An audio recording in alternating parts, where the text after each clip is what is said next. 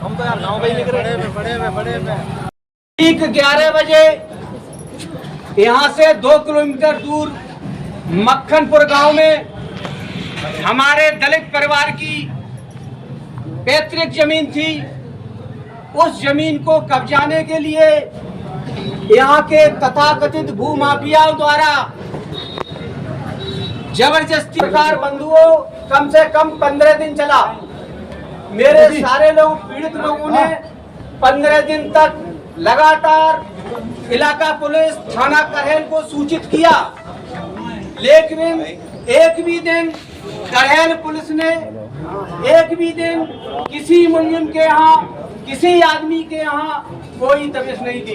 प्रशासन मिला हुआ यहाँ तक कि जो धारा जो कि संविधान में व्यवस्था है कि इनको 1 से 51 में वांटेड कर लेना चाहिए था।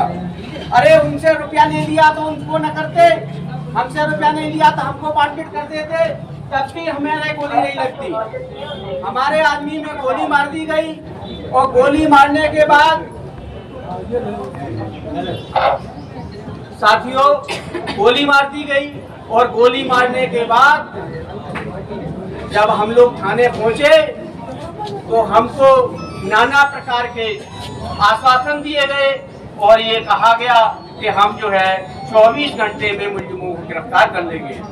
लेकिन पता नहीं इस प्रशासन के मन में क्या है, क्यों डरा हुआ है, किस आकांक्षा को पूरा कर लिया है, उन आकांक्षाओं की वजह से आज तक मुलजिम को गिरफ्तार नहीं किया। आज 11 दिन हो गए हैं, 11वें दिन है।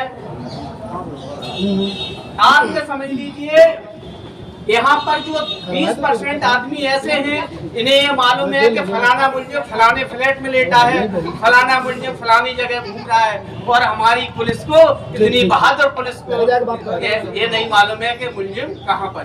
घटिया पुलिस का नहीं, ये बड़ी बहादुर है साहब। हमारी ये जो किनको पकड़ती है सब लोग हम लोग जानते हैं। तो ये है माननीय कप्तान साहब से आज वार्ता हुई है। हम लोग जो है अनवरत धरने के लिए आए थे, लेकिन इस जिले के मुखिया आदरणीय कप्तान साहब ने आश्वासन दिया है कि आप ज्ञापन दीजिए और हम जो है 24 घंटे के अंदर मुलजिमों को गिरफ्तार करेंगे। हम जो है आज केवल जो है ज्ञापन देने आएंगे।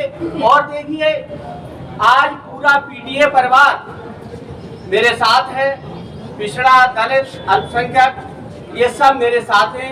ये बहुत बधाई के पात्र हैं। इन्होंने जो है हम लोगों का मनोबल बढ़ाया और हम समस्त SC ST के लोग ये आश्वासन दिलाते हैं कि आपके साथ भी हम लोग ऐसे ही खड़े रहेंगे। तो मैं इसी क्रम में हमारे वयोवृद्ध मुनीम जी के नाम से प्रसिद्ध हैं, किसनी के रहने वाले हैं, बहुत अनुभवी हैं, विद्याराम बाबूजी, मैं उनसे अनुरोध करते हैं कि वो भी अपनी बात रखें। आदरणीय मुनीम जी आए हुए हैं। हमारे साथ परम सम्मानीय आदरणीय महेश चंद्र जी एमओ साहब, सम्मानीय पूर्व विधायक अनिल यादव जी, सम्मानीय विजय यादव जी, सम्मानीय हमारे प्रधान जी और सम्मानित भीम आर्मी, सम्मानित सारे लोग पीडीए के जो आज एकत्रित इसलिए हुए हैं, जब से ये बीजेपी की सरकार सत्ता में आई है और ये रेशियो भी प्रदेश के मुख्यालय से निकला है। अगर सबसे बड़ा आज की स्थिति में 7-8 महीने सरकार को होने जा रहे हैं, 7-8 वर्ष, सबसे बड़ा अगर उत्पीड़न हो रहा है तो यह सबसे ज्यादा उत्पीड़न हो रहा है दलित समाज के लोगों पे। मैं खासकर ये कहना चाहता हूँ और प्रशासन के लोगों से ज्ञापन के माध्यम से कहना चाहता हूँ, और ये आखिरी अल्टीमेट है उनके लिए, अगर ये दलित समाज की आवाज को उन्होंने दबाया तो हम लोग वो बहादुर लोग हैं, बाबा साहब के वंशज के लोग हैं। 1891 1956 तक इस मातृभूमि में हमेशा राजा रानियों के पेट से बच्चे पैदा होते थे। ऐसा पूज बाबा साहब ने ऑपरेशन किया जो आज सारी राज्य खत्म हो गई और इन दलित समाज के लोगों, अरे प्रशासन के लोग समझिए, हम लोग उस वंशज के लोग यहाँ खड़े हैं।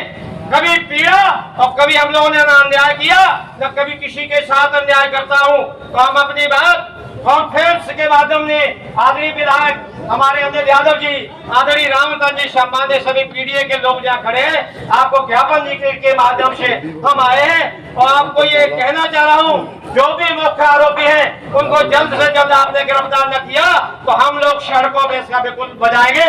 और आपको ये कहने के लिए आया हूँ, अपनी जोरदार बात कहने के लिए आया हूँ, इसलिए आप सचेत रहिए।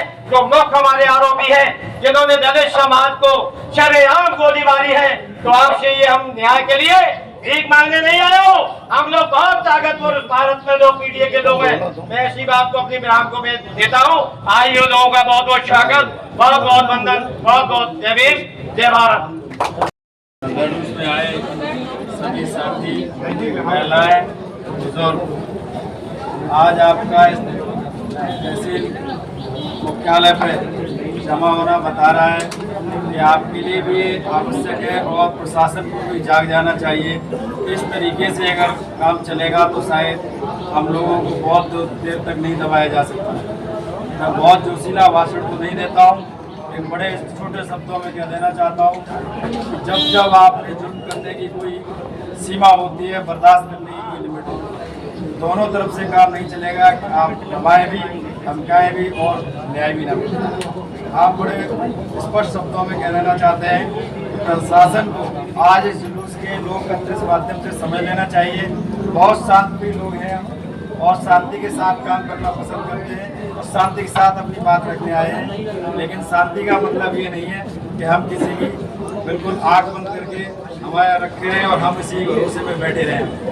ये प्रशासन को देख लें, समझ लें कि जो जनाक्रोश बता रहा है कि जनता के साथ न्याय जरूरी है। आप कितने ही वादे कर लें, कितने ही दावे कर लें, तो सारे के सारे खोखले साबित होंगे अगर उनको धरातली स्तर पर नहीं उतारा जाए। प्रशासन, सरकार दावा करती है कि हमने तकनीक पर इतना बजट खर्च किया है।